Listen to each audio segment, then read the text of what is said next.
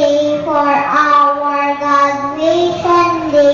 Let me thank our principal and coordinators for providing programs and activities that facilitated our learning. Let me also have this chance to express my gratitude to our teachers for their patience and for the knowledge they imparted to us.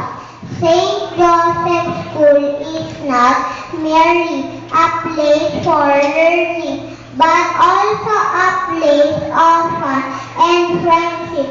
I have gained friends and experiences that will be of great importance for my emotional and spiritual growth. To all my fellow students, my friends, thank you for the memories, and I am looking forward to spending my future years of learning with you.